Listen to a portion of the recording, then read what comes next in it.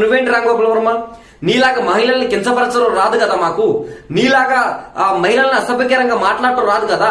అసభ్యకరమైన వీడియోల్ని యూట్యూబ్లలో వదలటం రాదు కదా.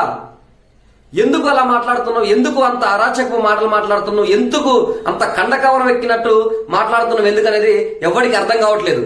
దయచేసి చెప్తున్నా, బర్రెలక్క మీద ఇంకొకసారి సీఎం జగన్ గారే చెప్పిండు, నా చెల్లి బర్రెలెక్క అని చెప్పిండు. ఎంత మంచిగా సంబోధించినండి జగన్ గారు.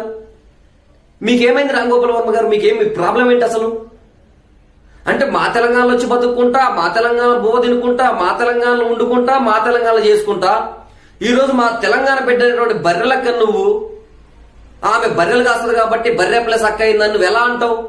ఊరు పేర్లేని వాళ్ళు ఎవరిని అంటారు? ఎవరిని అనకూడదు అసలు. ఊరు పేర్లేనని ఎవరినైనా సరే బర్రెలక్కనే కాదు, ఎవడు ఈ ప్రపంచంలో ఎవరిని ఊరు పేరు లేదు అని అనొద్దు. వాడికంటూ వాడి